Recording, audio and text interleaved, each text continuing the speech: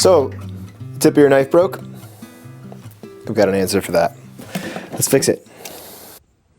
Oh yeah, what I'm about to show you, you can do on any surface. It doesn't have to be glass, it could be metal, it could be wood, it could be iron, it could be whatever hard surface, Formica. Yes, and also if you want to learn about carving realistic portraits like I do in many of the projects on YouTube, I have a very in-depth online school that's designed to help you learn the form of the realistic face, and there's just tons of projects there. I produce 3 new projects every month, and you can see it in the link below. All right, well, I thought I'd show you on just a basic glass desk how you can fix something like a broken tip, and in the previous one of my previous videos, I talked about this knife, which is a really nice knife, except for the tip busted. I don't know if you can see it, but the tip busted. There it is. So I thought I'd take that opportunity to show you how I would fix that. It's really simple, and my buddy Doug and I were talking about it. He thought about making a video and said I should just do it instead. So here we are. All right, so the first thing you need is some sandpaper. Well, actually, we need to switch this around. There. Okay, the next thing you need is to take that sandpaper, which by the way is 120 grit, and drag it across. Now, I'm not dragging the sharp side, obviously, across. I'm dragging the bottom dull side, right? Obviously. But what I'm doing here on this detail knife is I'm just dragging this like so, and I'm rounding the tip. As I go, I'm pulling it up, and that's literally the whole thing, at least for now. I'm going to do that a few times. Roll that edge until I notice that that little chip, come on, focus. Oh, got it on, there it is. No? Okay, well, believe me, until that little point is gone, right? So I'm going to keep doing that. It's not quite gone, but it's already pretty close. This isn't hard, guys.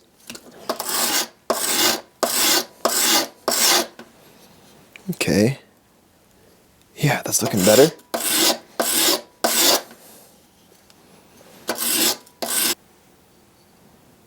See that? Chip is gone, and we've rounded that tip. Not so bad. Then, grab a piece of 320 grit sandpaper. Same thing. And you can knock the sharp edge off of the corner by taking the tool, turning it on its side. Well, not on its side, but angle it, and then drag it on the angle. Same thing, turn it the other way, get both sides. You can even do a little roll if you want. The goal is to just get rid of any parts that might scratch you or cut you. Like so.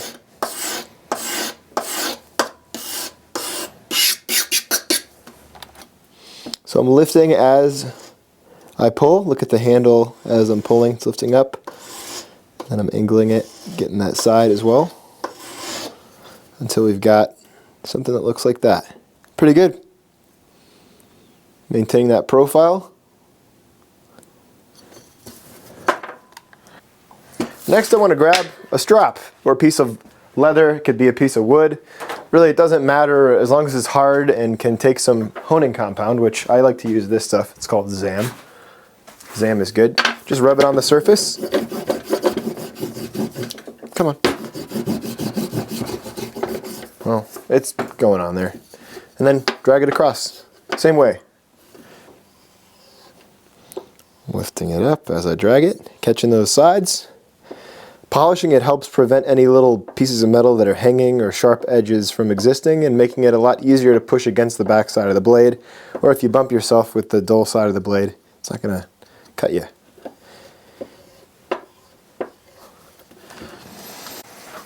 Now the knife is ready for action.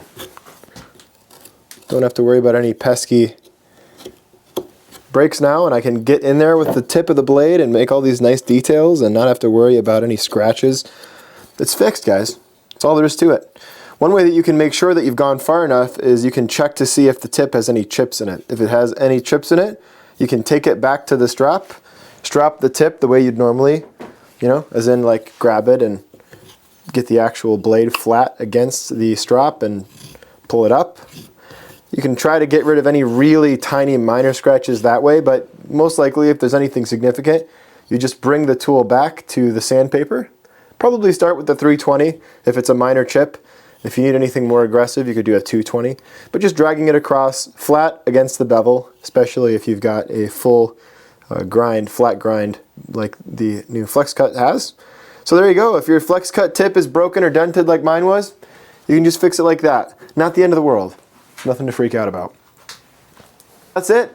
Piece of cake. If you're struggling with carving other things, such as how to achieve naturalistic forms, like you're carving faces, check out my online school. I've got an in-depth subscription school that's dedicated to carving the realistic portrait in wood, and there's tons and tons of content on there available. Beginner, intermediate, and advanced stuff, designed to graduate you through various difficulty levels and give you the skills needed to create vivid, naturalistic portraits in wood. All right, that's it. That's my spiel. Hope you enjoyed this video, and I hope that you learned something. And take those vitamins. I always forget, but I try to remind you at least. See ya.